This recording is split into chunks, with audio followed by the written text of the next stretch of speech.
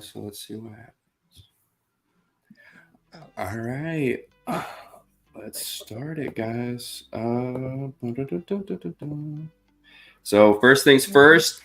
Hi guys, this is Jesse from Raw and Roasted with Ryan again. We are a little late on the live stream. Sorry guys, we were trying to figure things out. This is freshly new to us, so it's a brand new concept of everything. We are now available on Facebook and YouTube and Twitch for live every Monday and Sunday from 9 p.m. to about 10:30 p.m. Eastern Standard Time. So we're gonna get the show started, and we got a special guest here today too, but we'll get into that in just a second. Oh, that's not. Oh, crap. There we go. So first things first is we have an amazing guest today from We the Family music label, an independent label, so none of those big hierarchy bullshit. They're very down to earth when it comes down to talking and music and everything like that. And I've gotten to know a lot of them. And today we are lucky to have Shanelle Nicole. Welcome. What's up? Thank y'all for having me. Thank y'all. And first things first, how you doing today? Doing pretty good. I'm doing pretty good. I actually just finished cooking right before I do this interview. Oh, what were you cooking? I made some fried pork chops, macaroni and cheese, and mashed potatoes. Nice. Oh, nice. That's some Southern food right there. That's yeah. I miss that because I went to Tennessee like a year ago, and I just miss all the food there. It was just so good. Oh yeah. In comparison to here, it's miles away. But first things first, I wanted to ask you because the reason I know you is through Trap and through We the Family. When did you? I believe it was 7 years ago that you officially met Trap and started doing music videos as Wanda, right? In the Timmy Turner videos. Yeah. So we actually didn't meet 7 years ago. Actually, the first time meeting honestly was 2 years ago. But we've known each other that long. When we did Timmy Turner, I actually just kind of volunteered for the spot. It was a guy from back home that just put out a Facebook post, like, "Hey, does anybody want to do some acting in a series I'm doing?" And I'm like, "Well, I like to act, so I'll volunteer." And I showed up to the set, and I was given the script. Like right then, they wanted us to rap the lyrics to how he rapped, and I was like, "Who is this?" Because I can't rap like this. Like, you want me to mouth the words? But we have fun on set filming, and then from that, like, Timmy Turner just blew up, and we got a lot of love, and he reached out to everybody. So that was my first encounter. Like, okay. And so when so then how did you guys do the filming of the videos if you just met two? So how did that work then? Did you guys do like separate scenes at separate times? So Timmy Turner, when the first part, that was all shot in North Carolina. Okay. The first Timmy Turners was all shot in North Carolina. So the more recent Timmy Turners, I flew down here 2 years ago. And we shot the rest of the Timmy Turner, and then went back at home. And then we continue on when I moved down here. Okay.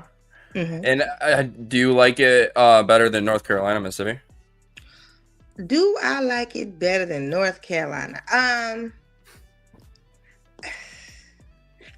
For right now, I'm gonna say no, but I do like it down here. I'm gonna say no. It's more relaxed though, so I do appreciate that. Like, it's relaxed. The police not tripping down here, as long as you by the law. It seemed like, it's relaxed, it's laid back. I do like that. As far as the activities, I mean, I'm not gonna say it's not much to do. I just gotta go find it. But they both home though. So Ryan, I know you had a few questions lined up if you wanna. So Shanelle, you rap, correct? Mm-hmm. What is your when you're sitting down and you want to write a new song, what are things that motivate you or inspire you to get to that place where the lyrics come to you? Like, what's your process like? My process, to be honest, I like to be in solitude. For real, for real. I Yeah. like to be in solitude. I like to be in my own zone, and I'll search through some beats. I'll search through some beats, and whatever beat kind of grabbed me a bit, I'm going from there. And normally, when the beat grabbed me, it's easy for me to write to it. Mm. But otherwise, I do like to pull from like just past experiences. I do like to pull from just whatever I may have feel. It might not even be current. It might be a past time. But I Mhm. like to pull from that because I feel like those are the best songs when you can relate to it and when you can feel Definitely. something from it. Definitely. Which that's the majority of your cis project, right? Which that's how a majority of those songs came to fruition, right? Yes, every song really came from somewhere. Every song meant something. They're all true story songs. One song I wanted to note was the last one, the letter to your father. Mhm. I'm guessing he has passed, right? No, no, he's Oh, okay. incarcerated. Oh, okay. Mhm. So how long has he been incarcerated? Whew. My pops has been incarcerated now. Um, we're gonna go, let's see, 15, 16, 17, maybe like 16, 17 years. Okay. And Yeah. how has that been? Like, how was the beginning of that? Like how was the process of adjusting to that and everything? Um, so in the beginning, see, my parents had me when they were really young. Like, I'm talking like 15, 16. Okay. So, um, the process, I mean, he tried to be a father in the beginning, but it didn't work out. It just didn't work out. So I really didn't know my pops like that for a while.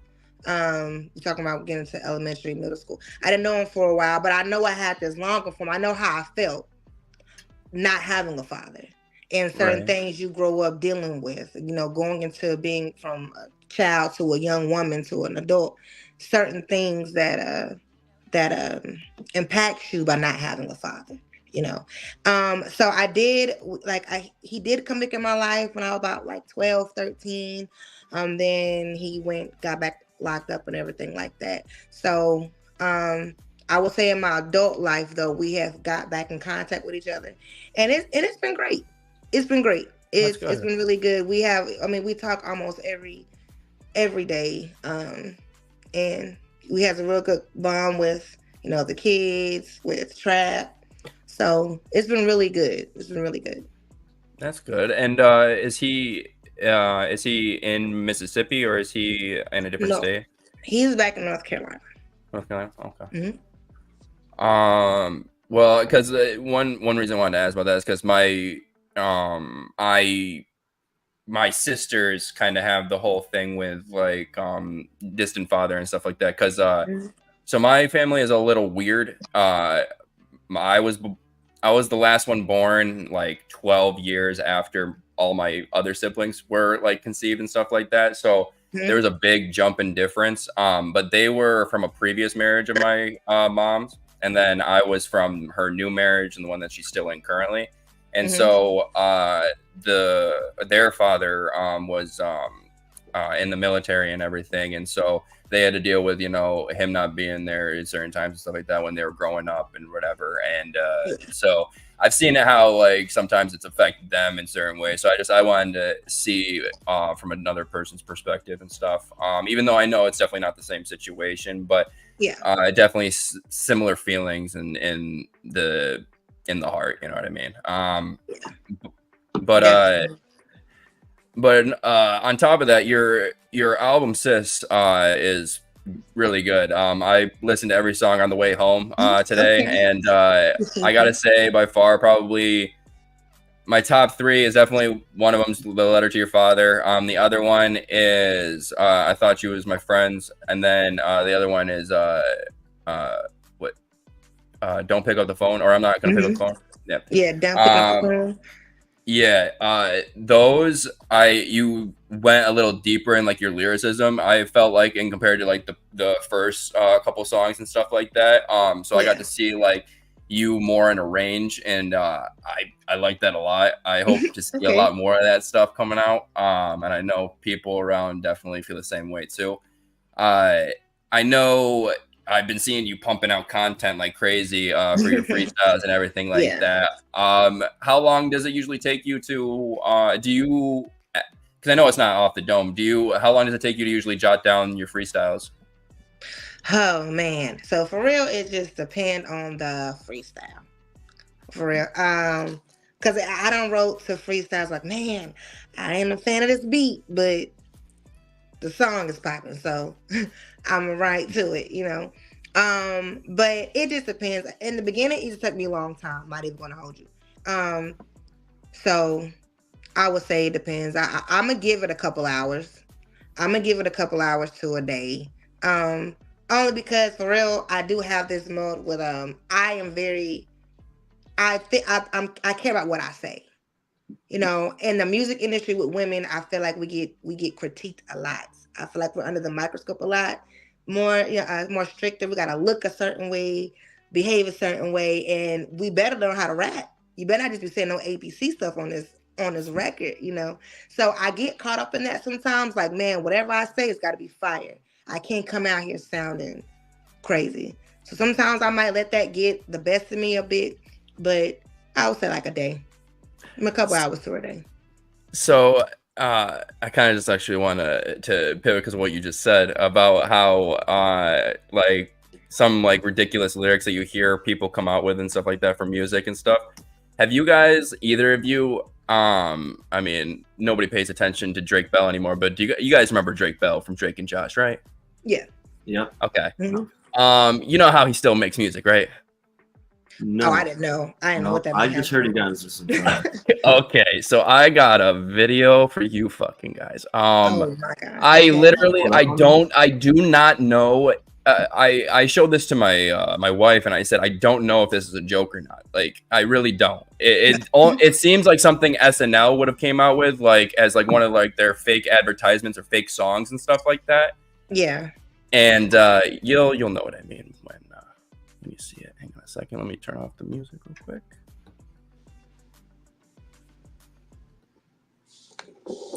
All right. So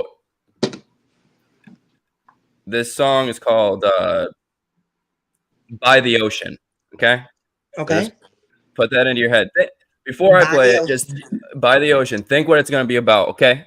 Think what it's Okay. going to be about. All right. All right. I'm looking up oceans. By the ocean. Here we go.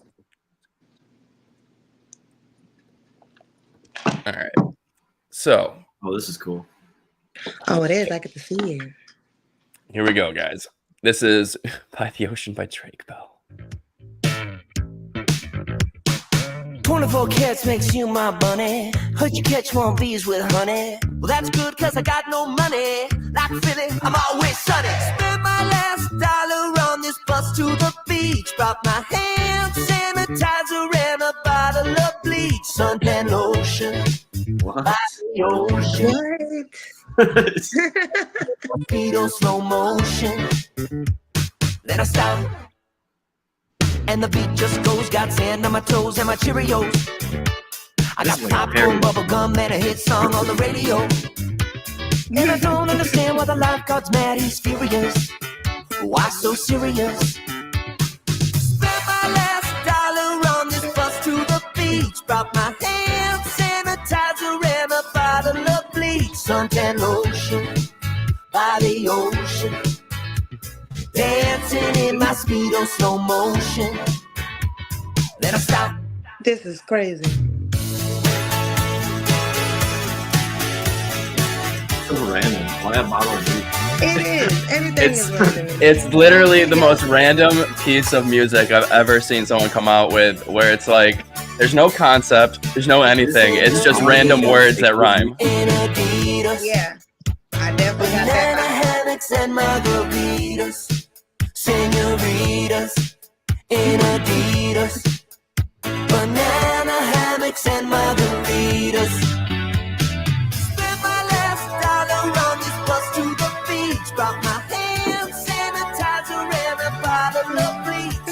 Cops are always This is crazy. Are you gonna make us listen to the whole thing, Jesse? I'll stop it. But yes, Bro, you need yeah, to chill out. I think we You got need the to point chill there. out. yeah. He's having too But much fun. but there's people like that makes millions of dollars and they make crap like that. Yeah. And it blows my mind. It That's really just does. Yeah. Celebrity. Yeah. You know? I think, I guess we should consider that fun rap. You know, I guess that's the market for it, fun rap. I know, because I know that man not serious. So, He can't be. no. It makes me think that he might be back on drugs, but I don't know. I'm not gonna make any speculations. But to continue on, Ryan, I know you had some more questions. The last one was about your writing process. Is freestyling? So I'm a guitar player. So you know, I feel like whatever instrument you are, whether you're a vocalist, a lyricist, guitar player, bass player, you know, whatever it is, you kind of have a different preference for certain things and how you like to perform. And as a lyricist and a rapper, what is your favorite like thing to do? Is it the recording process? Is it freestyling? Is it like what is?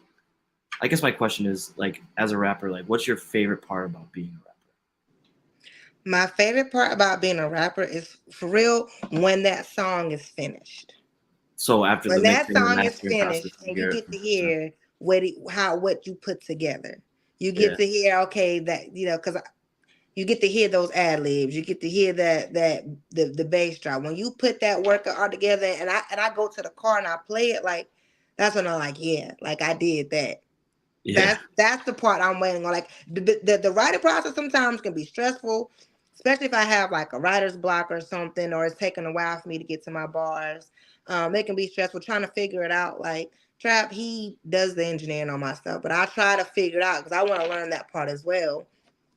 And but when I finally master that thing and I get to hit it in the car and I get the you know what I'm saying? Like my friends that hit me up or people on social media, hey, girl, like I heard that song that was fire. Like that's the best part. Like, oh, they heard what I had in my mind. I took something out of my mind and you can hear it. You can hear what was playing in here. Absolutely. It's gotta be, and that's something that I love so much about being a musician is, and I tell my guys this all the time, we are creating a piece of art, we're creating something that other people have never heard before ever. Mm-hmm. You know, the way that there's beats that are similar and there's many songs that are the same chord progression and whatnot, but the way that you put your touch on it is something that people have never heard before. I think that that's like the most magical part about it. Yeah. Appreciate that. I like when I like the feedback of people say, oh, that's something different. Because I don't want to sound like somebody. Right. You know, I want you to be, I want to be recognized. Like I know her. Like she got her own thing. She ain't biting, she ain't copying, she don't sound familiar. I can't get that somewhere else.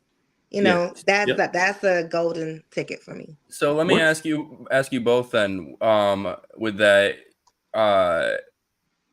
do you guys, since you guys are both in music, do you guys, or when you guys started to like take music like seriously and stuff like that, were you guys more actively looking at other musicians and artists and stuff like that, and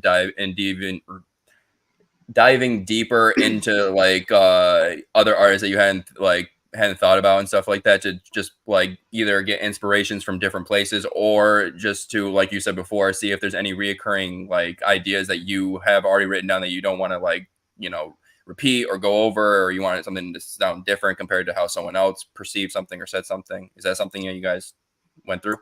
Yeah, you can go first if you'd like. I definitely do. When I first started rapping, I wasn't even ready. I didn't study nobody, or I was trying to hurry up because things was taking off, and I wasn't ready. So, and then like as far as writing styles, like I definitely try to sound different. Like especially if it's a freestyle or whatever, like I definitely try to sound different. So like I won't even listen like instrumentals. I'll listen to like the straight instrumental. I won't listen to the person's song before I write because I want it to be so different. I don't want to chance a line or something getting stuck in my head, or a pattern getting stuck in my head that they had. But so I like to definitely attack it like as my own type thing. Okay.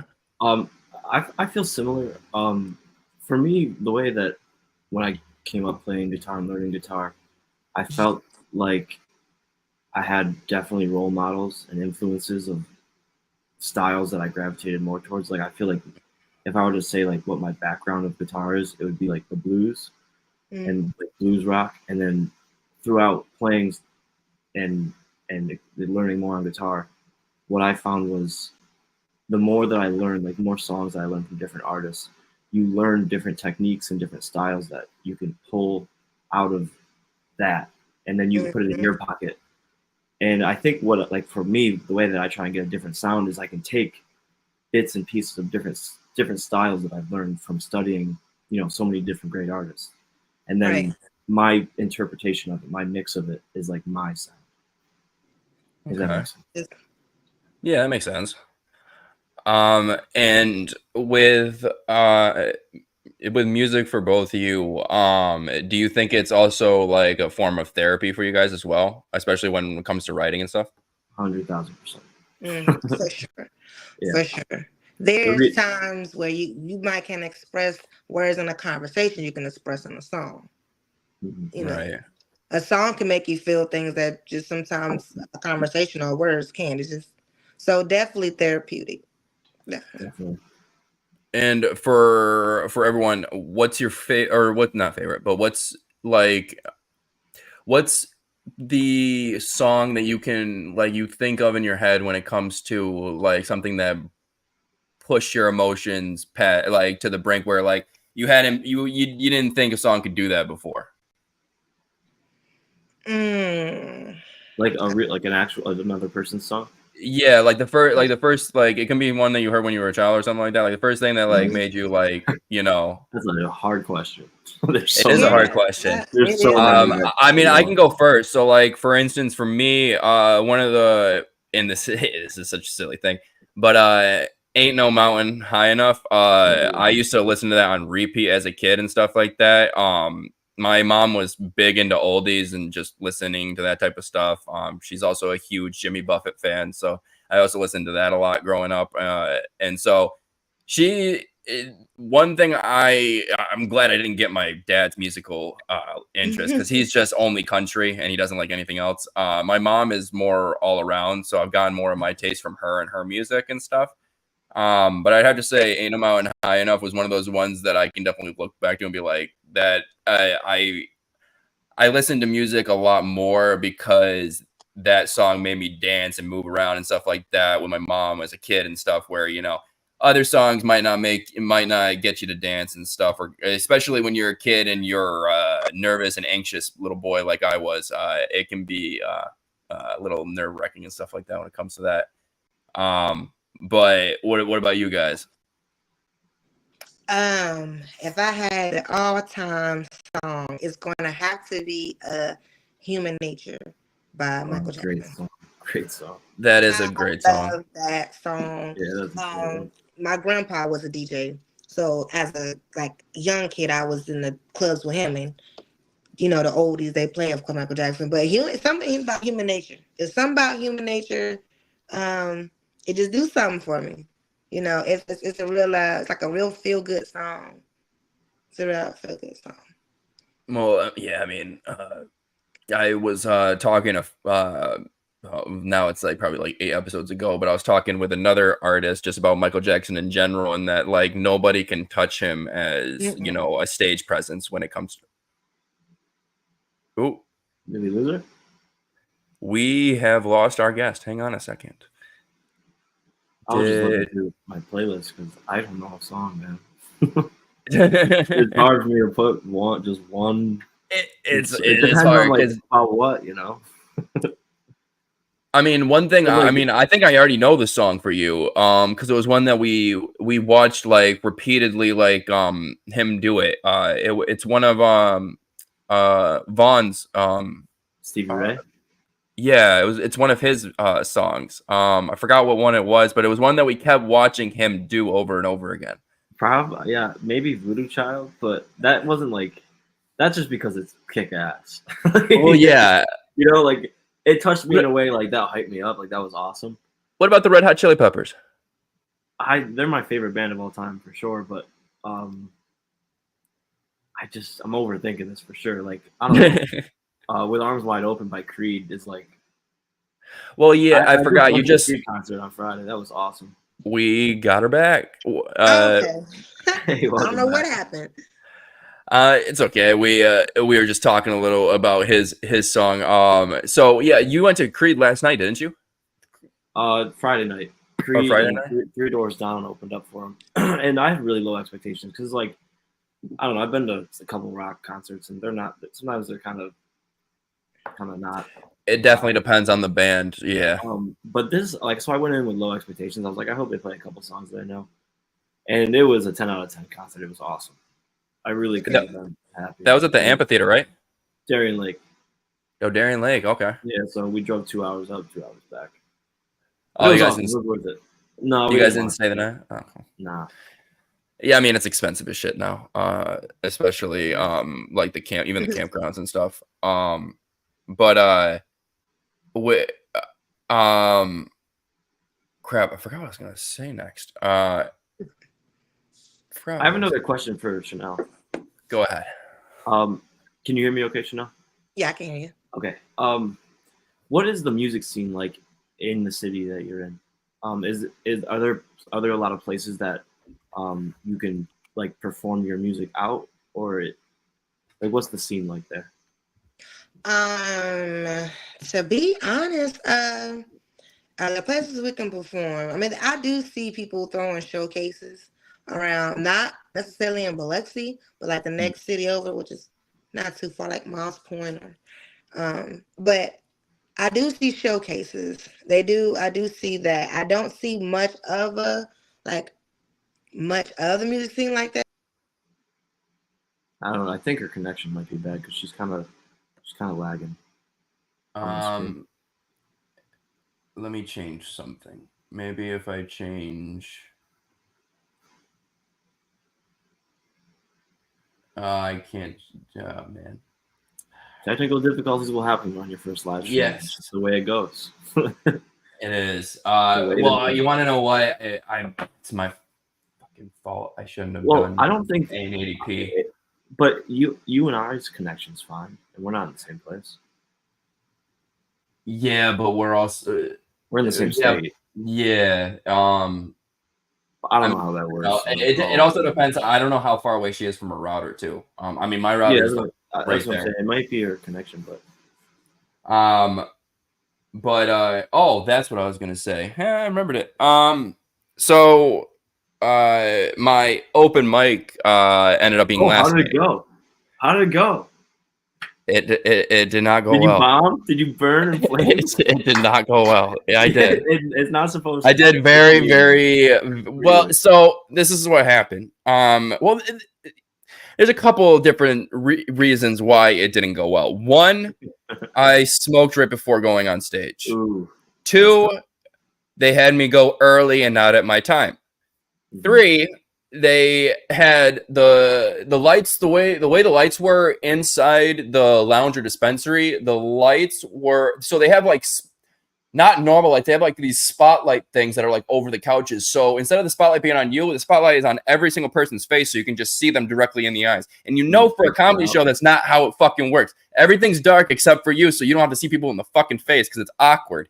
And also, that's part of it, you know. Like, that is something you have to like grow into because every place is different. But wait, let me ask you real quick. Was this just an open mic for stand-up comedy alone? No, it was for music and everything as well. A dude played a few songs on his guitar to begin with or whatever. And then somebody. It's harder to do that though, like to go to a music open mic night because people are like enjoying music, and then somebody who does stand up has to go up, and it's like I feel like it's not like a natural. Like I feel like an open mic night for just stand up comics would be better for the scene as a whole. So I would say, when it comes to weed dispensaries, I feel like music for open mics is easier. Only because when you think of smoking, you think of listening to music. Like it's just like it goes hand in hand. Comedy is 100% better when people are drunk. That's why you need to be at a fucking place where that's part of the reasons why they serve alcohol at comedy clubs. Is to loosen people up. So how did it go? So you got up there, and then so I got up there and I knew off the first joke that it wasn't gonna go well because it didn't laugh, and usually that's how it goes, at least from all the comedians that I've watched over the years and how they've talked about open mics and things that bomb. Super nervous. Yeah, I mean, I had written down. At first I had one set written down, and then that day I thought of another thing, and so I wrote a completely another set, and then I ended up doing that set instead of the other one that I had written, which I probably should have did the other one instead, because the one that I tried to do was more of a storytelling bit comedy thing, and with stoners, keeping track with the story is not the best try. Like they're not fucking interested. So I realized afterwards I probably should have did the other one. The other one was more of one-liners from like going from one to the next and stuff like that. But I talked about my bachelor party experience with Devin. And I got like almost through the first day, and then I got to a point where like I was done not hearing anybody laugh, and I was like, all right, guys. I was like, I'm gonna cut this short. I was like, this is not going the way I wanted it to. And then I just made up a lie. I was like, I am too high for this, so I'm just gonna go. All right. And I said thank you, and then I immediately got off stage and walked straight out the door and went straight to my car. I did not stay. No. And then I was sitting there like brewing in my car, and the security guard came afterwards, and he was like, he like knocked on my window, and he was like, are you okay? You ran out of there pretty fast. I was like, yes. Sorry, Trap just texted me. He said that it keeps kicking her out. But I'm gonna send the link to I can't do it through that. Why is the one? You know what? Oh, you son of a whore. Gmail. There we go.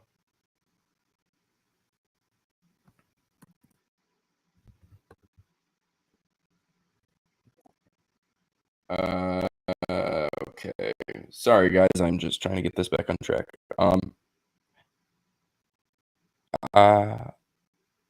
I just sent an email with another link. Okay. So what we'll do is in the meantime, we will put on one of Shanelle's songs until we get her back. Okay. She should be back momentarily. I'm gonna step away from the camera for just a minute. Go ahead. I'll I do want to pop talk you to off you the more screen. about your stand-up. I will. But we don't have to right now. Okay.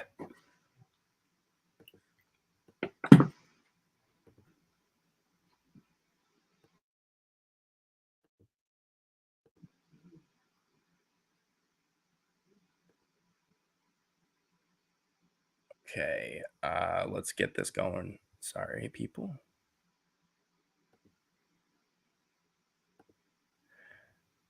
All right, now it's just me, guys. How you doing? Hope you guys are doing well.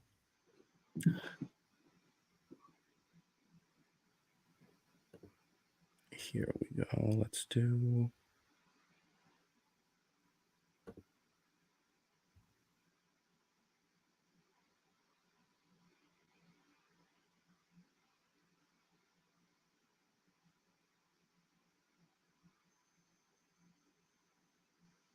But yeah, girl, I know I forgot to ask you something. What's up? How the music been going? Girl, it's going good. So listen, my album dropped the 29th. Okay. Yes, it's fire. You want to hear it? Yeah. All right, well, drop me off real quick. We can listen to it on the way. I don't know you. But I thought I did. I thought it was better than that, but I guess not.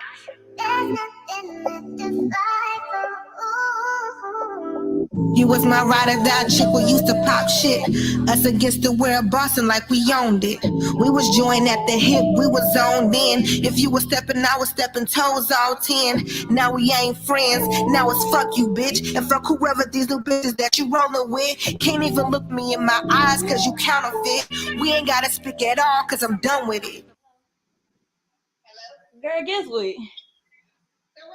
Shanelle let me hear that song. Thought I was your friend.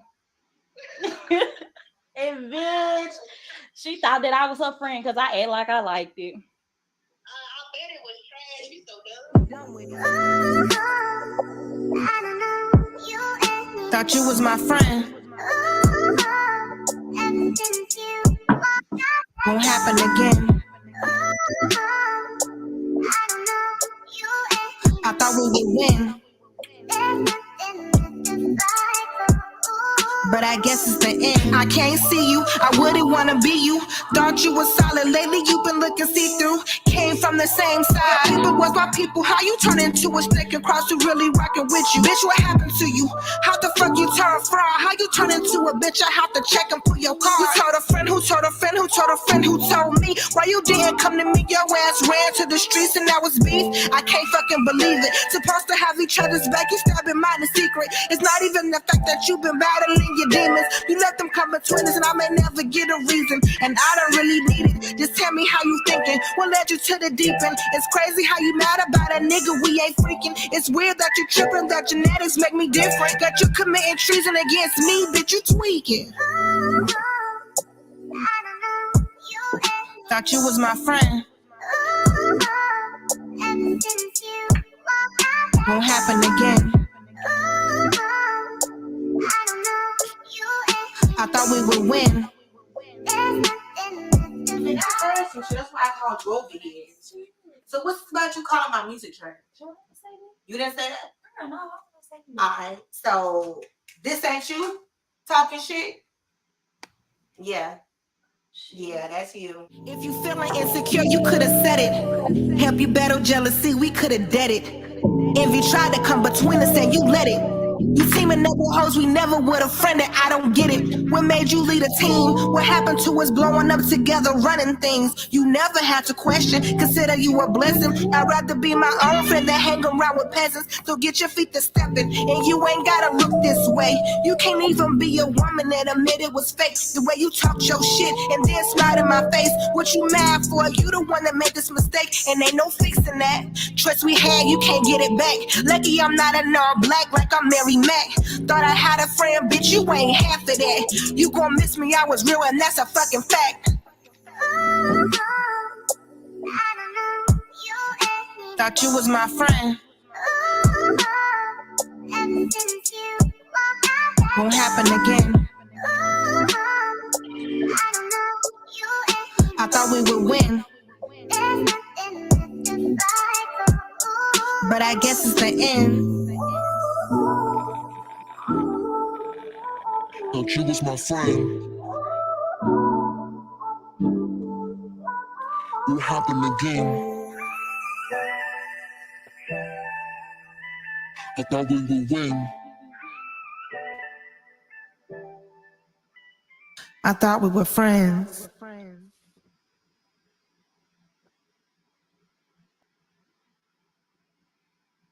That was cool.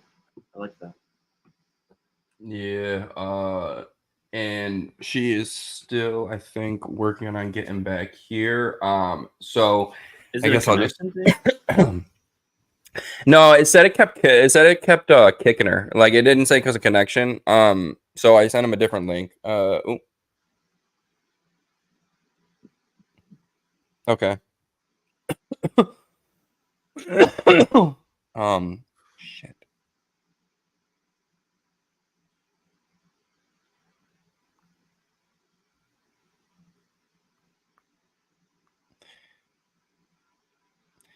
I gotta send it to her phone real quick. Hang on. But to continue the comedy thing, so yeah, so I was talking about the Bachelor thing. I got only like through like the first day or whatever, and then I bounced out of there. But the other thing that I had, because the other thing was more about my kids and stuff like that, and it was the main premise was like the changes from now to back when we were kids and stuff like that, and growing up, and the things we wouldn't dare say to our parents, or practical jokes that we wouldn't dare try, or and then going into how because one thing that I want. You just did the one bit, and then I had two sets written. One was the kids thing with where I go into like the holidays and I talk about the holidays and everything like that, and then the other one was the bachelor party. So I did the bachelor party one, but then I didn't do the other one. But the other one has some good stuff on there because, like, for instance, do you know that Tinder has gift cards now? No, I didn't know. Yes, Tinder has gift cards now that are available like at Staples, Walmart, and like places that you would never think that they would be there. To buy like the premium service? I'm guessing so, but all I know is that's a gift that will never be received well, because it's either because one, a parent would never be giving that to another person, but it would be a friend giving it to another friend, basically saying that you're a lonely loser and you need to find somebody. But going a little into like Tinder and stuff like that, and then that would lead to me talking about how I met my wife on Tinder, and then going into the kids and all that other shit and stuff like that. I was going to ask you in our first podcast. I never knew how you met your wife. Tinder. Yeah. Yeah, very boring story. Just Tinder. Then you got to make up a cool story to tell instead of Tinder. I was on a boat in the middle. She is from Honduras. Maybe we'll concoct some story or whatever.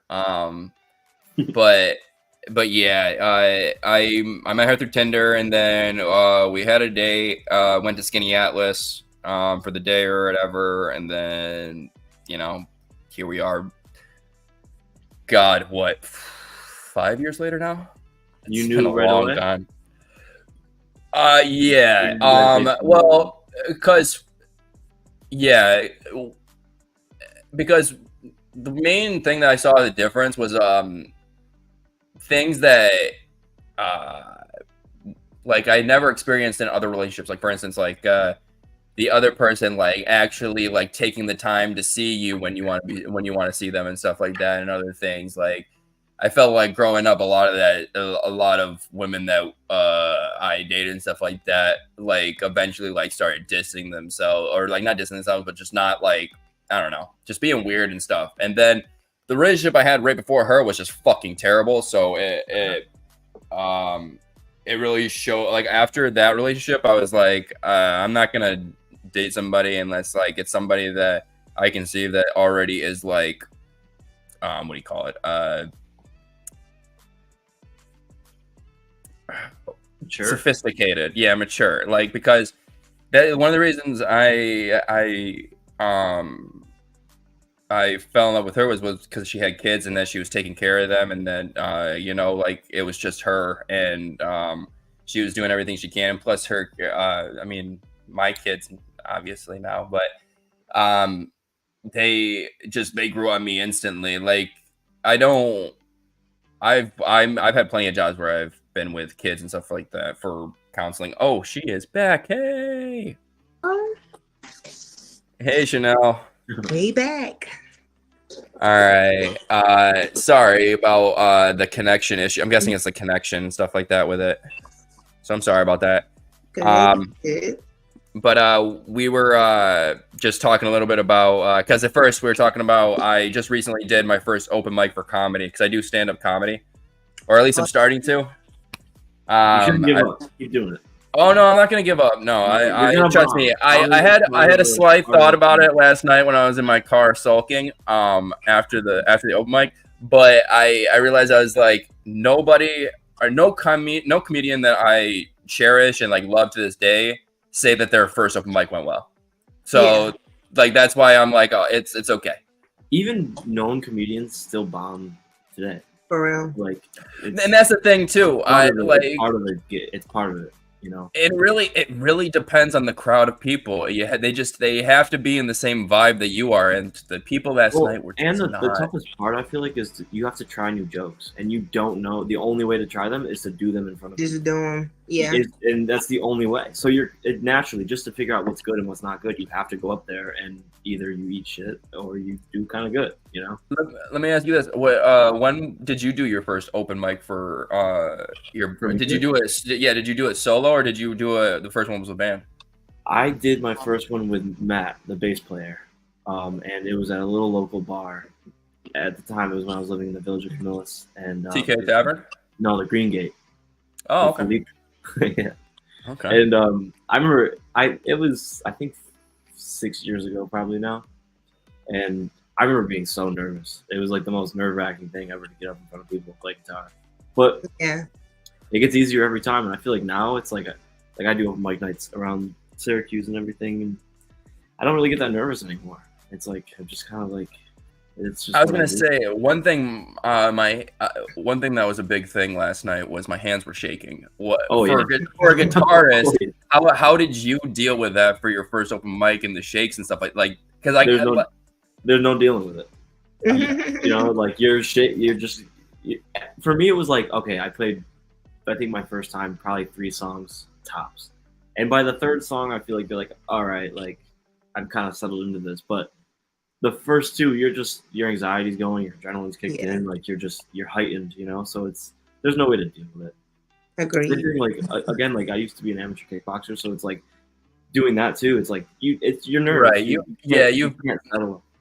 I always forget that because it's been a while since I mean your last fight that you had. I think you've now since retired, right? Yeah, I still train. I teach, but I'm probably never going to compete again. It's not worth it to me. I miss it. I miss it to death. You know, I really miss it. But like I'm turning 28 soon, and like a concussion is just really not what I need. I'm not going to go pro. You know, I'm not going to be a pro fighter. I'm not going to make money from it. So there's really not a need for me to do that. I gotta suppress my ego and be like, all right. I feel that. Shanelle, I know after talking to Famous Rico and Trev, I know that they've done some live shows. Have you done any live performances yourself? Yeah, I have. I've done my first performance actually in Lexington, North Carolina. And it was at a club. It was a smaller club, but it was thick in there. My dad showed up. I had 2 of my best friends, and my best friend's dad, they showed up. And I was really nervous. I was not, I mean, I felt like I wasn't ready. No, like, I mean, I feel like I looked the part, but I think during that time, it was like, I had started rapping, and I did a cipher. I made my own cipher in North Carolina. And then I didn't expect that cipher to take off the way it did. I thought it was gonna be like a local thing, but it actually went up. And so I was getting asked, hey, come perform here, can't perform. I'm like, y'all, I don't even have a song. Like I didn't even have a count of bars or anything. I was like, oh, I am behind. Like, oh, I'm kind of dope for it. I need to go ahead and do this. So I actually performed, I would say a month later, and I was so nervous. I'm not even gonna lie. Yeah. I was so nervous. I had to take a couple shots just to kind of get the jitters off, you know. And mind you, like the songs I rap, like my dad is in the crowd, and it's like I'm grown, but it's like, you know, you say something in front of your pops.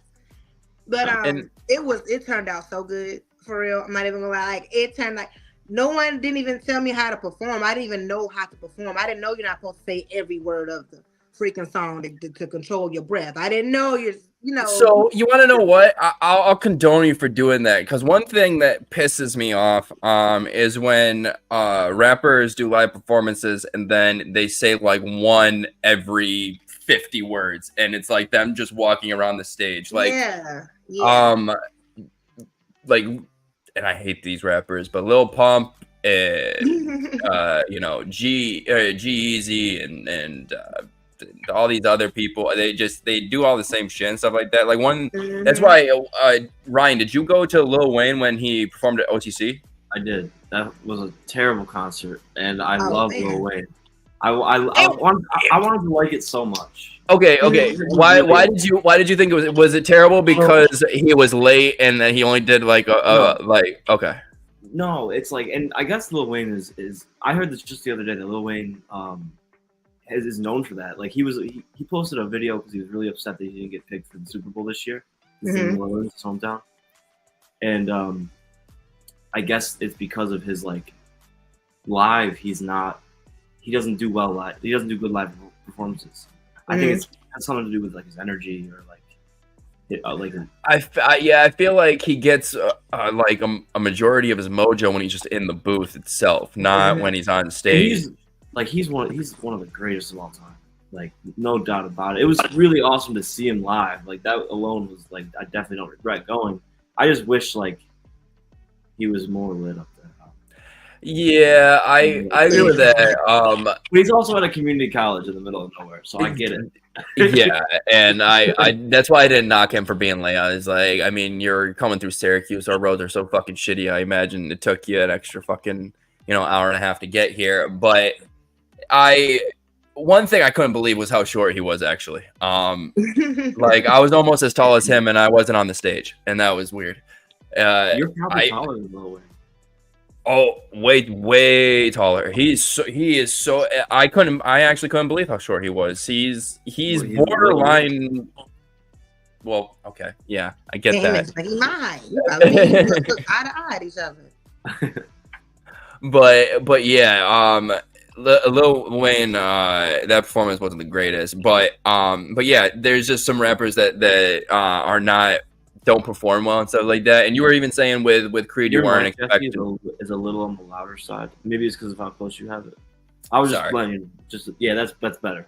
It was starting to. I feel like distort a little bit. Okay, my bad. But you were saying with Creed last night, like you weren't expecting, or not last night, but 2 nights ago, you weren't expecting too much and stuff like that, and they blew you away. Like one band I can think of was like Shinedown. Shinedown, when they went to the fairgrounds the first time, blew my fucking mind. They sounded exactly like they do on Soundtrack. It was the first time that I'd ever seen someone live that actually sounded exactly like them. Yeah, I saw them last year too. You did? Were they at the fair? No, they went to the amphitheater, but I'm not a big Shinedown fan. I wasn't all that impressed. Yeah, it is a particular taste. I get that. I'm sorry. Did you have more to say, Jesse? No, go ahead. I was about to say before you got cut off. I think we were talking about the music scene in Mississippi, and I think you're right in the middle. But are there a lot of places like you said? There's some showcases around that you hear about. Yeah, I see people throwing showcases. Like I do see clubs that have open mic nights. You can go perform. So I do see that. It's more of a it's more of a rhythm and blues vibe down here. That's awesome. It's real more of a blues vibe down here. What's about? You do see it a lot. You see a lot of entertainers come down as well. So it's a bit, but it's a bit of more of a relaxed side, I would say. So I can understand the rhythm blues vibe. It's more of a relaxed vibe down here. And is your goal? Is it to more so produce and drop music, or is it more to get to a point where you're like doing performances on stage and like getting on bigger and bigger stage and climbing that way?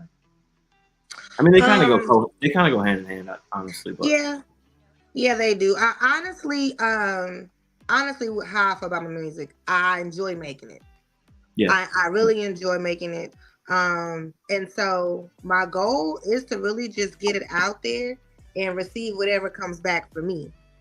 Whether that be small town or a huge stage. The joy in it comes from somebody listening to it and feeling from it. Yeah, to be honest. That's what it's all about. So that's really the goal here. To make timeless work, not quantity. Years from now, I want people to say like, "Oh, that song was dope," and not just I was a fad, I was a trend. Yeah. Right, and it's also nice for your kids because I forgot how many kids do you have? 6. 6. So I knew it was a high number. I didn't want to guess. But with having 6 kids, it's also nice and Ryan down the road for you as well, like to have music that then you can show your kids down the road and stuff like that, and have them listen to and stuff and get their Yeah. opinions on it too as well. Because what's the oldest age that you have? 15. 15. And are they into like the rap music and stuff like that, or are they into different genres?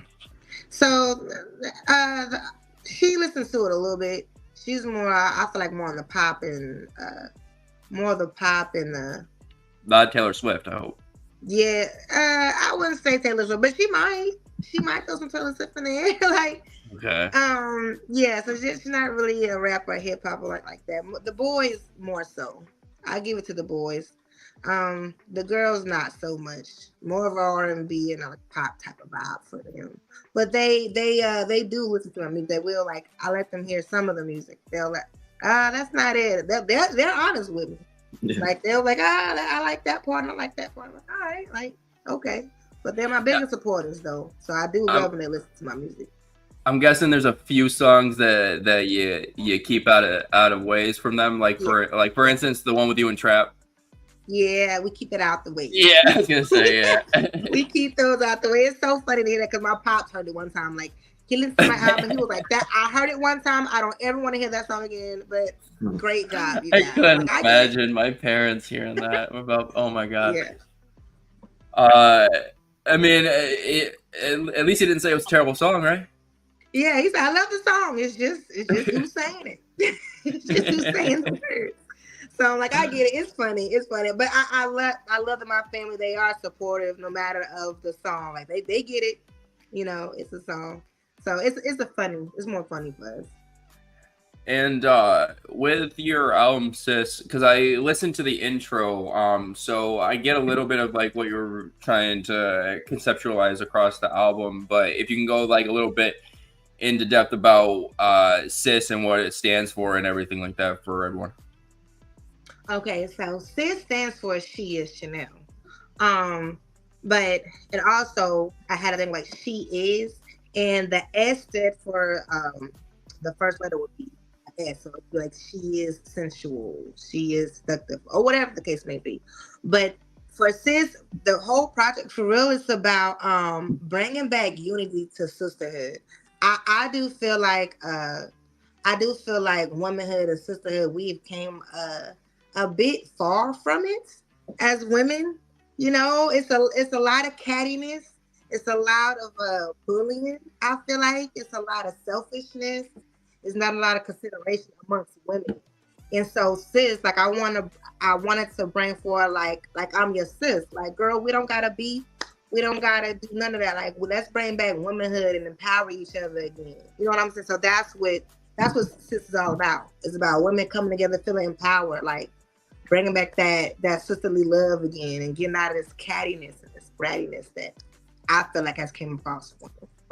Yeah, and I mean, a big result of that is social media, you know, everyone's comparing themselves to, you know, another person and everything like that. And the amount, Ryan can speak to this for Instagram, because you probably are still following a good amount of people from our high school, right? Yeah. Well, I actually just not that long ago went through a big unfollow streak.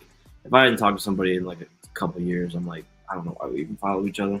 I did that. I just cleaned out my. So I haven't done that yet. So like I'm still seeing Sydney DePalma stuff, Hannah Snow, like dropping full names. Do it. Oh, sorry, my bad. We're live. Whatever. But like just other people, and them taking like pictures all across the world and stuff like that on fancy beaches and stuff like that. And it's just I can understand, like, I mean, I'm able to withhold, like, you know, not caring about that stuff, but I can see how other people can like be like, why don't I have that? Like, why am I not there? All this other stuff. Kind of like an existential crisis. Like, yeah, because you said you like to act and stuff. And I know Trap told me that you have done some other acting. He said in some movies. So I did some extra work. Like my first time acting was I did some extra work on this show called it was on Fox. I'm gonna get it in a minute, but they filmed in Concord, North Carolina. I did some extra work on there, and that was Is it actually a pretty fun. is it a show that's still currently on? It's Or not currently on because it was like a limited thing. I can't remember what it's called at the moment. I'm having a brain fart, but that was my first time like being like acting and to be serious. Like we on a set and you got to be a certain way because it was Fox. But I mean, I've done some acting as far as like around my local area. Like there's people, filmmakers, cameramen like that have done stuff, and I've done, and then I've acted in their series. is that pretty frequent like over there, like people doing consistent like film projects and stuff? Because that's something Oh, we yes. I mean the Oh, only yes. thing we Charlotte see is really good. okay, because the only thing we see over here is they just within the last I want to say 3 years came out with a production company that's now like centered in a city that's close to Syracuse, and they are doing like extra work and stuff like that too. So like I did extra work on I don't know if you know this, Ryan. I did extra work on the Binge, the first one. Okay. That was on Hulu because they filmed that all in here or whatever. And You said you were an extra in that? yeah, I was an extra in if you watch the movie, there's the big party at the end where there's just a crap ton of people. I'm in there somewhere. But yeah, because I've wanted to get into acting ever since I was a kid and stuff like that. So when they finally came around, I put my stuff in there, and I've been trying to do things and stuff like that. And anytime my wife sees something for like a family unit, we try and do it and stuff like that. But with acting, did that start at an early age, or was that something that like came later on, or? That came later on. Actually, I did the acting before I did the rapping. I just kind of stumbled upon that. I found I work at a truck plant, and a coworker had posted like people Fox is looking for extras for a show that's coming out. And gosh, I just remember the title of it. But anyway, I just responded to it. It's a huge film scene in Charlotte. Huge film scene. They have the film festivals every year. You have tons of actors. They do a lot of filming. That's like the mecca you want to go if you're a filmmaker, if you're an actor, or whatever the case it may be. Now that you mention it, I am starting to realize that a lot of like usually when things are filmed in the United States, it's usually in the Midwest area. I kind of forgot about that, but yeah. So I can kind of see that in Hollywood for the most part. No. Literally, very rare shit is filmed in LA. If there is stuff that's filmed, I mean, like I'm saying, television wise, a lot of shit. There is stuff that's filmed in LA, but movie wise, unless it's in Philadelphia, was filmed in Hollywood, and I was like, what? Yeah, that's yeah. They have the whole bar set up there or whatever, but they do live performances. For like they did the live performance of what it's called, the Nightman Cometh, and they did that in Philly and stuff. And I know when they were doing their podcast, which they've stopped for the longest time now. I don't know when they're coming back, but they said that they were going to do live shows of that like around the US and stuff. So they're trying to expand a little bit, which I think a lot of people with these podcasts are trying to do because they realize that staying in LA isn't the best thing. That's why a lot of people have moved out of there, you know. There's that whole flux of people that just couldn't deal with it because not only the infrastructure and stuff like that, but a lot of people are saying that the life there is dead. It's not the same how it was, 15, 20 years ago and stuff. Yeah, Texas is where it's at. And I heard Texas is where it's at too. I was down there a few months ago. It's awesome. Where were you in Texas? It was John's bachelor party. We went down to. We were staying in Galveston, which is outside of Houston, but like we would go into Houston, and it's rocking down there. It's really fun. It's just a whole different. I really like the whole culture of at least where I was in Houston. It's just way better than New York.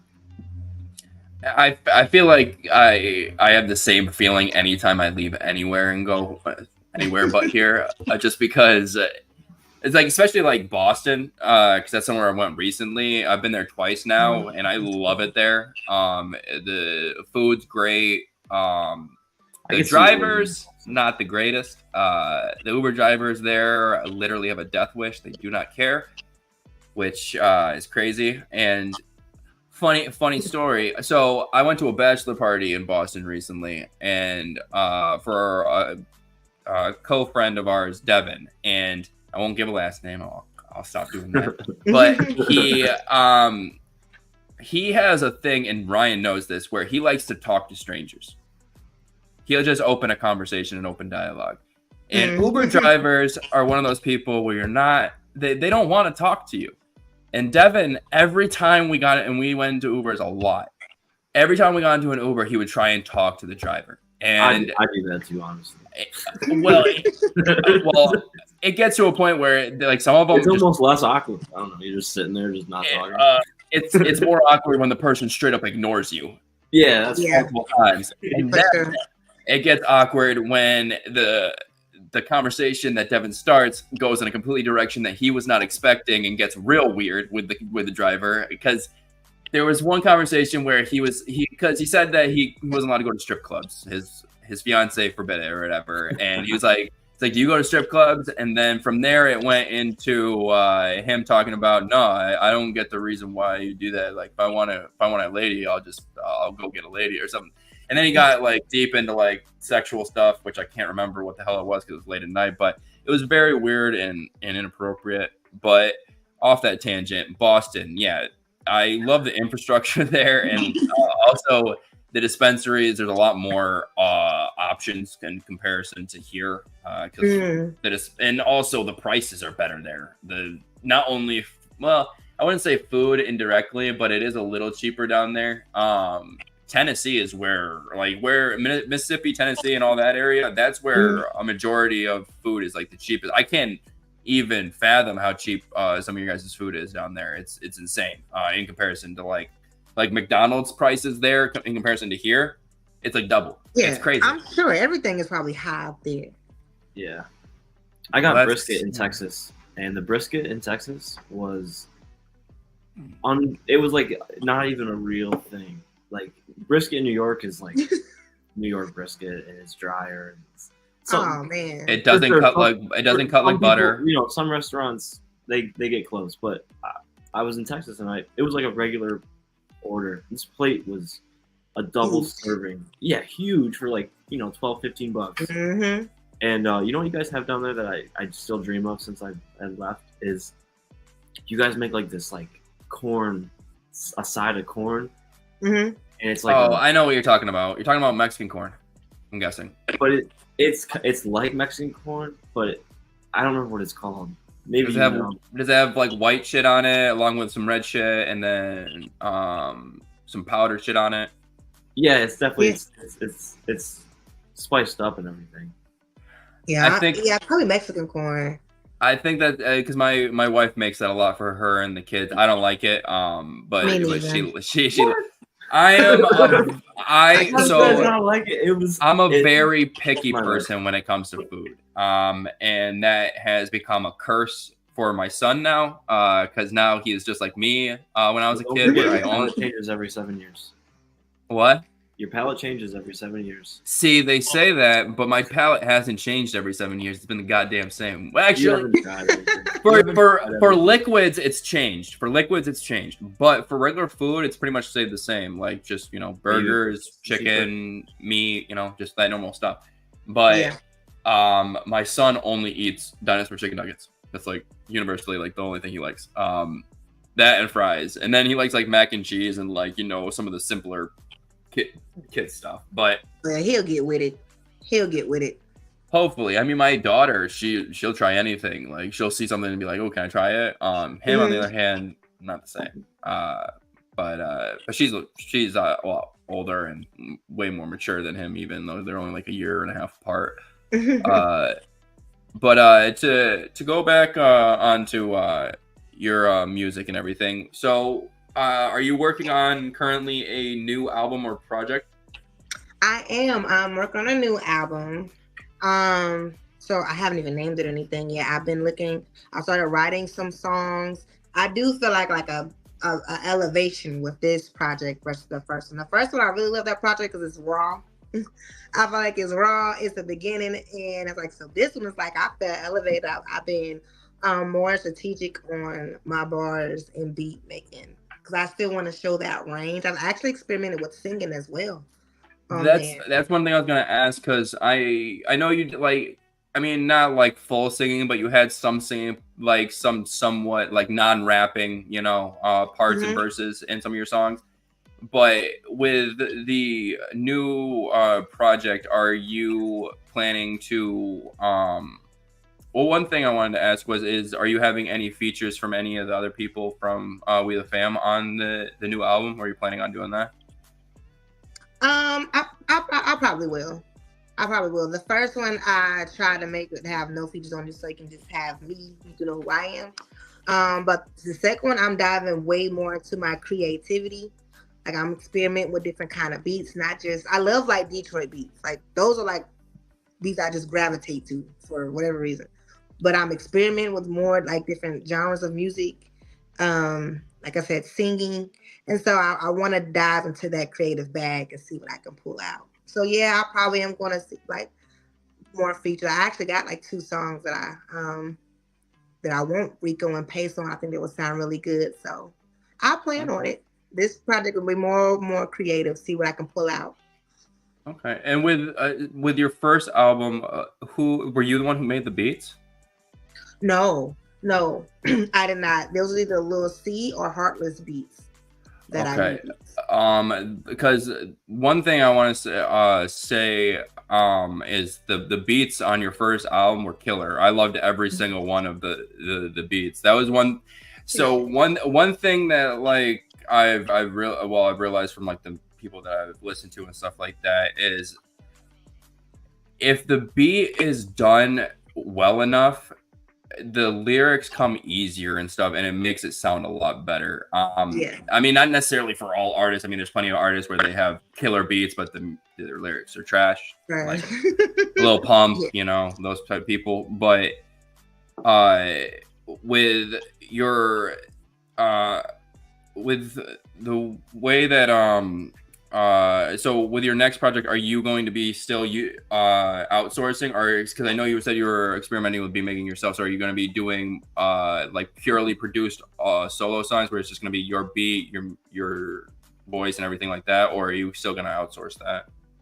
I think I'm going to more so I'm trying to outsource least as possible. So because the 2 people that I normally use are Lil C or Heartless. So I'm going to be more, less outsourcing as possible, just so I can keep that originality there, and then I think that rawness there. So yeah. Okay. And is there going to be any country songs ever? Because I know everybody. I know Famous Rico told me he was working on one. And he already came out with it. I already. Yeah, it's really good. It's really yeah, good. I like it a lot. And you want to know what? It's weird, but his voice sounds really good with country music, and I don't think he expected that, to be honest. Yeah. But yeah, are you gonna be doing? Are you thinking, because you say you're experimenting with singing, so are you gonna experiment with a little bit of country?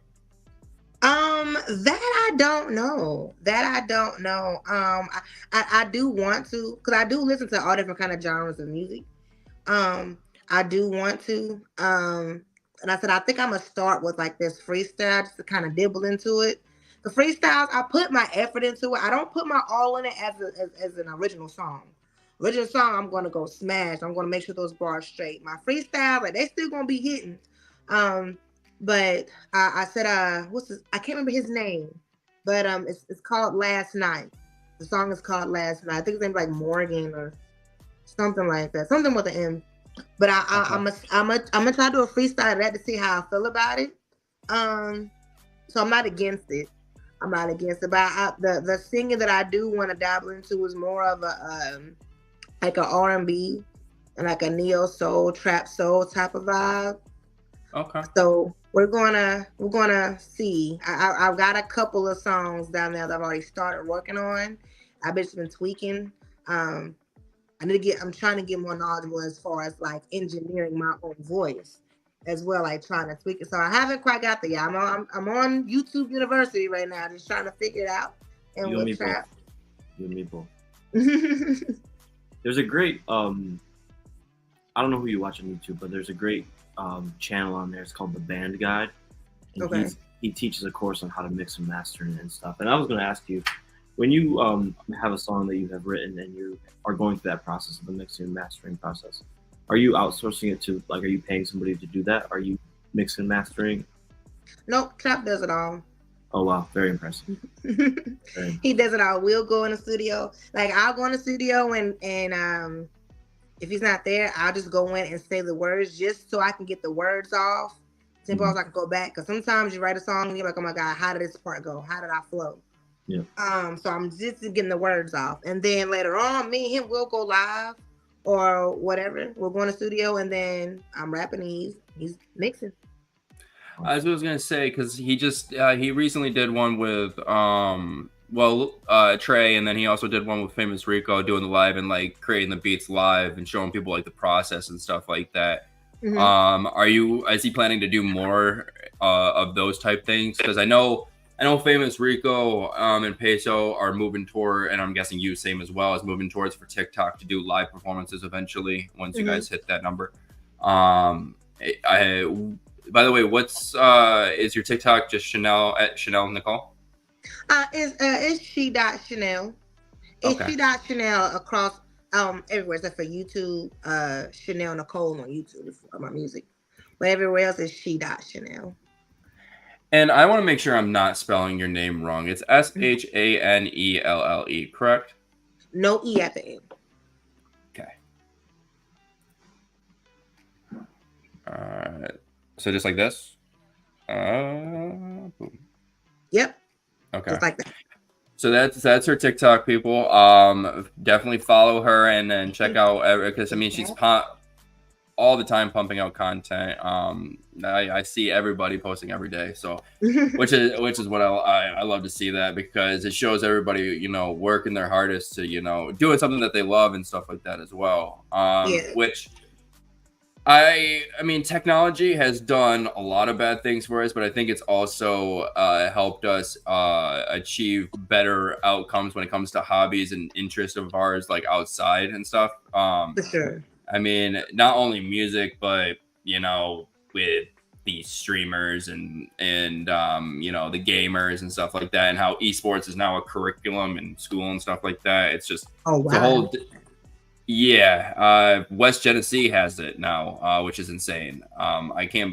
Which is our old high school, and it's crazy how I remember back my senior year was when like Twitch started to like just like get in, like started to pop off really, and a few people in my class were looking at Twitch, and I was like, who the hell would ever want to watch somebody play video games? Like, why would you want to do that?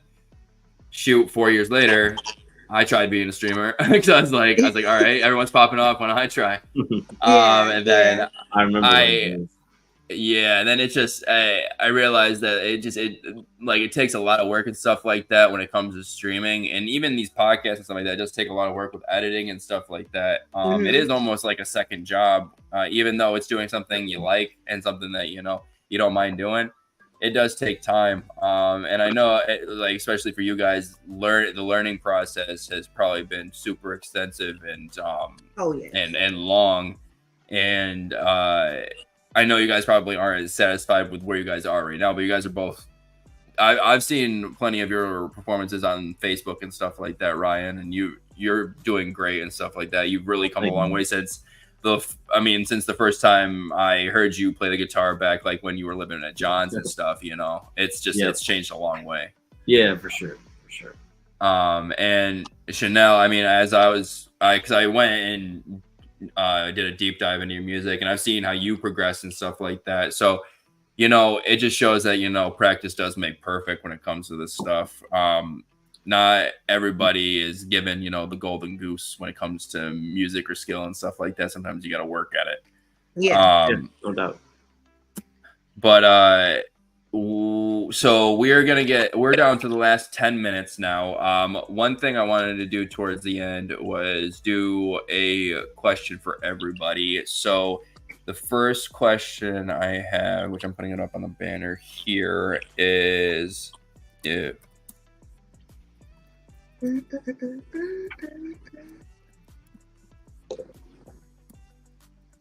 you guys ever heard the song Texas by Big X the Plug? Yes. Wait, is it just more than him on there? No, I think it's just him, but I heard it when I was down in Texas, and we were talking about country, country and rap, and that song came instantly to my head because we were talking about all this stuff. And I didn't hear the song. It's called Texas by Big X the Plug. If you want to play it on YouTube right now, I mean. Yeah, I mean, I've never heard. I don't. Yeah. I think I've heard the song. Did they remix something? I feel like I've heard a song with Big X the Plug, but it was more than just him. It's like two other dudes in there. You got Big X the Plug, OT, that Mexican OT. Well, yeah, Mexican OT is really popping off and stuff. Yeah. It's a funny thing about him though. My wife doesn't like him at all. Because she says that he doesn't like he's like a self-hating Mexican. Like he doesn't fuck with at least that's what she tells me. I mean, I don't deep dive into that stuff, but I like Mexican. At least his most recent song that he came out with. What the hell it was amazing. But let me play this first. So yeah, he got some bangers. I think I first heard of him like 2 years ago when I was doing reactions. I started out getting my page right on reactions, and then I was like, man, who is this? He's fired. He's fired. Okay. All right, here we go. All right. Drink inside my lemonade. Well, that just started. Yeah, go from the beginning. It's so cool because it's like you think it's gonna be a country song, and he just puts this awesome twist on. Get out of that other shit. Hey, yo, hey.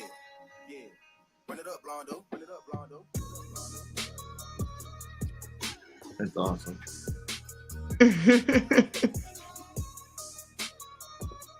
Okay, the beat.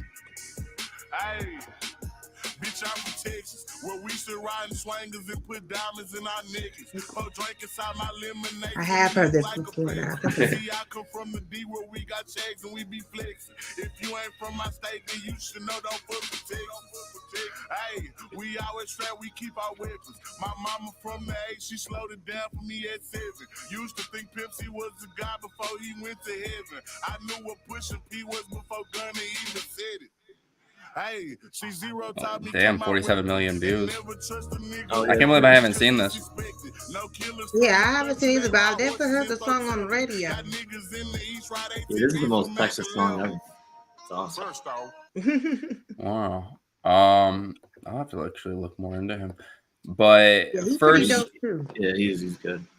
First question I have for both of you, with you guys both being musical artists. If you could work with any artist, dead or living, who would it be? Ooh. As in work, you mean like make a song with, or like? Yes, yeah, make a song with, and it can be something where, and if it can be either something where you already have something and you would rather that you have an idea of somebody that you would love to have on a current song that you have, or it can be someone that you wanted to work with and start something completely from scratch. Man, I have like two, so I gotta pick my number one.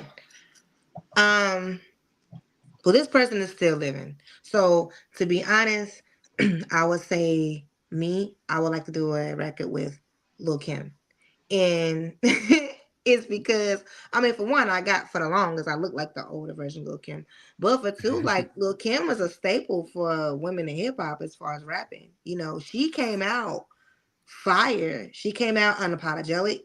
She came out of who she was. You know what I'm saying? Like, And I love that. So I would think I would pay homage and do a record with Lil Kim.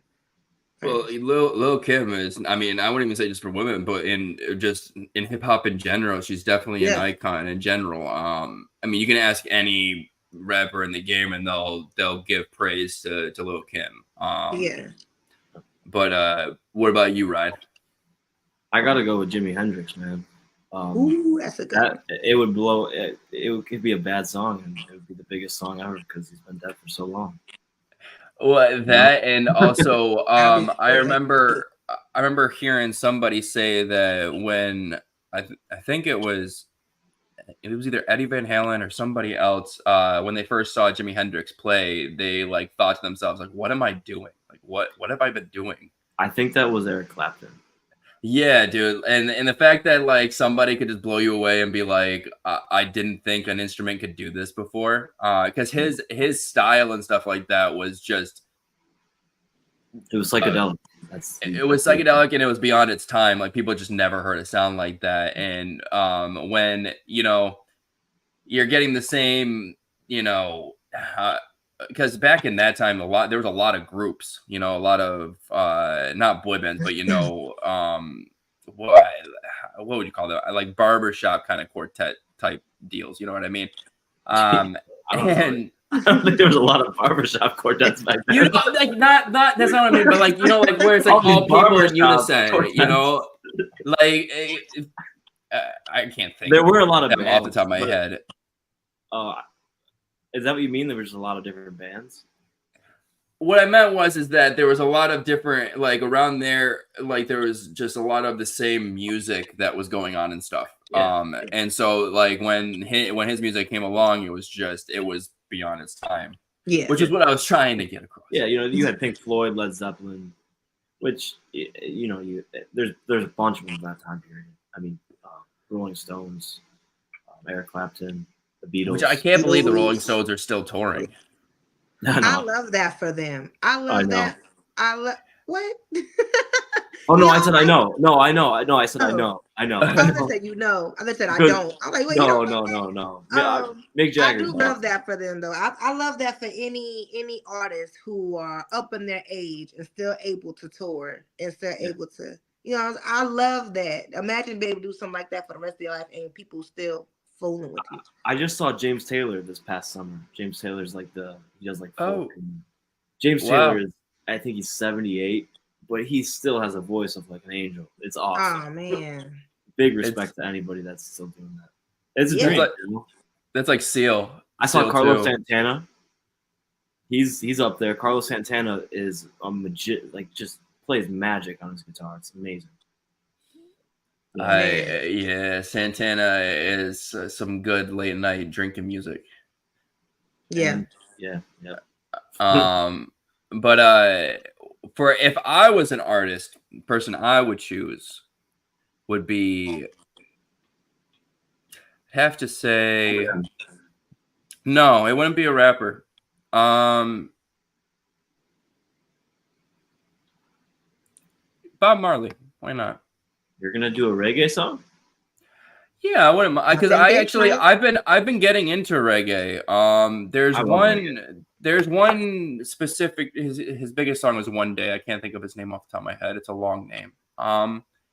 But he also did a remix with the same song One Day with Akon, and it was beautiful. But like I remember seeing the first song that I heard from him was from a person doing a cover of his song in a coffee shop where he had just so happened to be, and then he joined in on the cover, and like just the magicness of like the dude's shocked face at like seeing the person that he's like reciting the song to and stuff like that was just insane. But yeah, I'd have to say Bob Marley because reggae is one of those genres where it's, you know, it's more or less about love and change rather than any other genre, you know, which I really like about that. Plus, I mean, there's a lot of reggae rappers now that are coming out into fruition. A lot of TikTok viral ones that are going famous. And they're all sounding amazing and stuff. So I'm actually kind of excited for what's going to come in the future for reggae, and I hope that unlike some other things like some other genres that have fallen down in charts, like I'd say pop is one of them. Pop has fallen way behind, I feel like, because now everything that you hear on the radio you don't want to hear anymore and stuff. Yeah. I find myself turning to the oldie radio station if I'm ever listening to radio, or like the rock and roll station or country station rather than those. But yeah, on to my next question was, if actually I won't write it, I'll just say it. If you had to choose it's kind of it's a similar question though, the first one, but if you had to choose a venue of your dreams to ever perform at, what would that be? That's a good question. It's a good question. And it can be like the Super Bowl, or it can be like I forgot what the hell it was called, that country thing that they just had at the Opera House or whatever, but like something like that.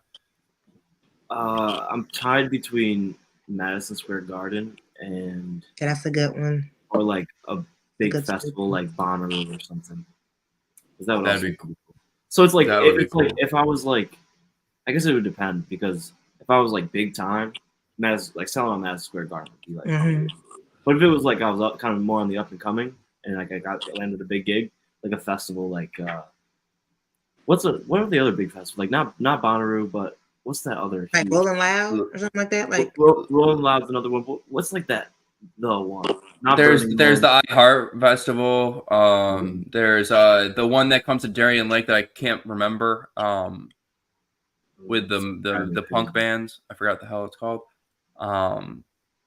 Coachella is the one I was thinking. Coachella. Yeah. Right. Like something like that that's so big time would be really cool.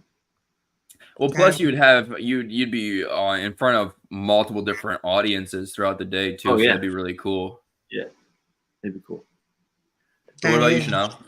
I would have to agree. I would definitely think some kind of like a festival where I'm performing with other artists.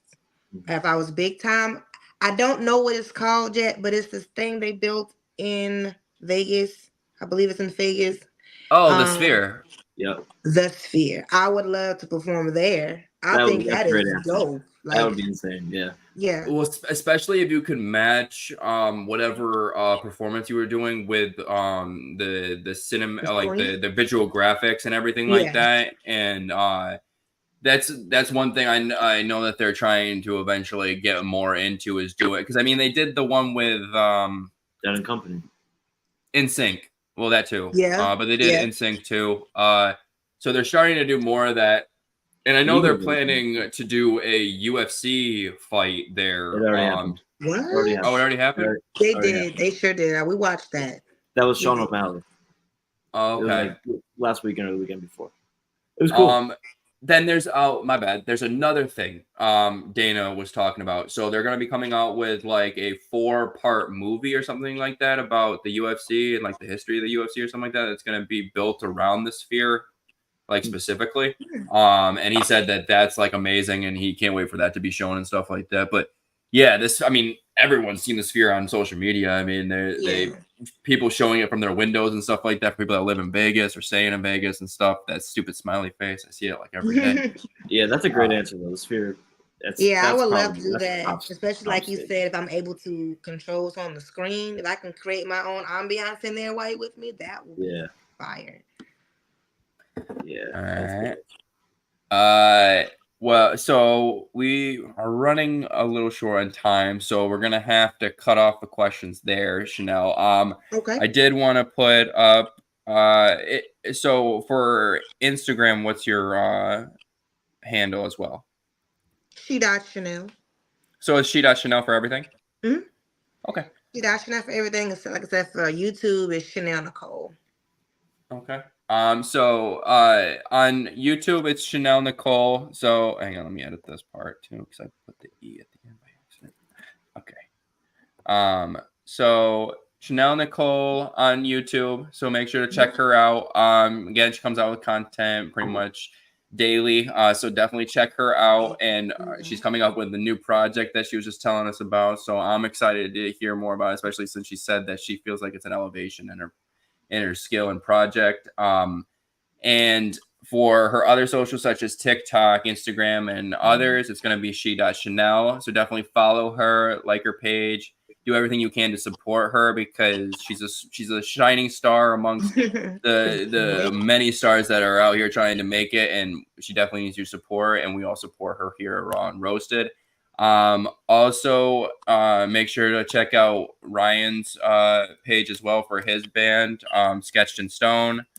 And I'll put that up here on the board too. Sketched in Stone plays frequently around Syracuse. Like sketched. What? Sketched. Oh, sorry. That's okay. Sketched in Stone. Yeah. I'm about to look that up. That's our cover band. So that's just us playing like local, gigs and stuff. And then the band that I'm writing music with, we don't have any socials or anything yet, but it's called Calling Cards. And we're gonna work on. We're probably gonna. Our goal is to drop our first single by the end of this year, and then we'll get all those things established. But it's not quite. And are you guys planning on? Or do you guys have a platform in mind of where you guys are gonna put that up? I looked into it a little bit. I guess there's a service, and maybe you know something, Shanelle, that is good for this. But I looked at there's a service that if you pay a certain amount, and they'll drop your music on Spotify, Apple Music, and like all the main platforms. If we didn't do that and go on the main platforms, it'd probably be SoundCloud or YouTube. Mm-hmm. But yeah, Chanel, where would you recommend a band that's starting out to drop music? Where's the best place maybe to start? Should we go just for the main platforms? I would say. Yeah. I would say to drop your music, I would say definitely the main platforms. Okay. I would, especially like YouTube. I think that's where my music has grown. As far as all the other platforms, that's where my music has grown the most. Okay. On YouTube, I get the most feedback on this. Well, I love getting feedback from folks on my music as well. So I think and that platform has definitely helped me grow the most. Good to know. Yeah.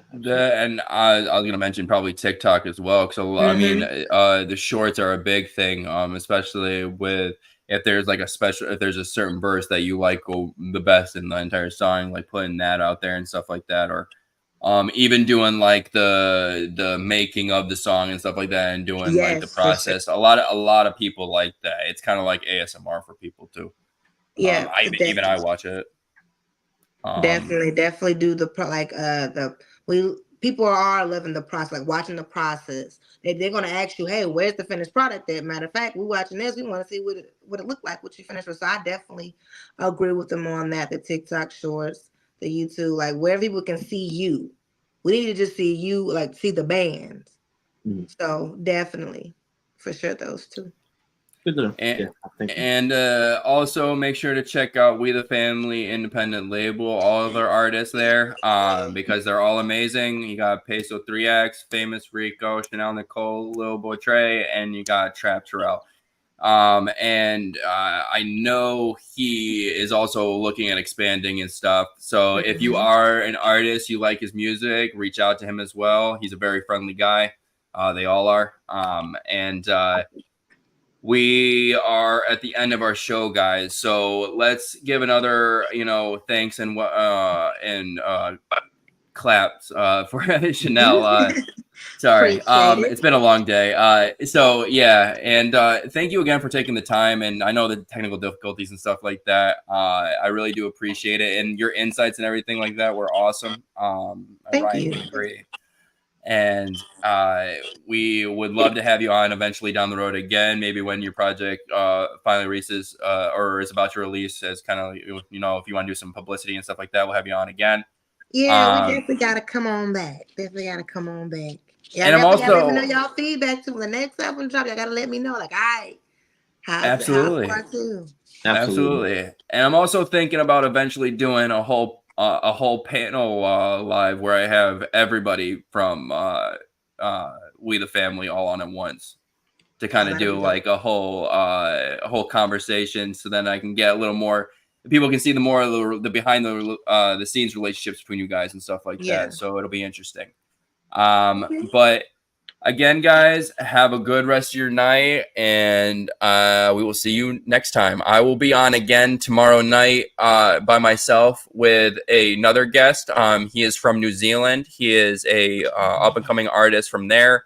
He has done previous work for the past 12 years producing and doing music in New Zealand, and now he's kind of going his own solo route. And his music is more towards folk songs and type of kind of country feel and stuff.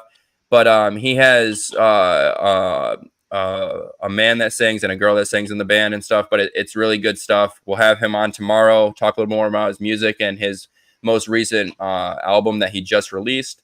And if you guys have any questions, feel free to reach out to our socials and stuff like that. And make sure, again, to check out, again, Shanelle Nicole on YouTube. And then we she.Chanel for all other socials. Yep. All right, guys. And have a good night. Y'all Nice too. meeting you, Chanel. Thank you for coming out. Nice meeting y'all.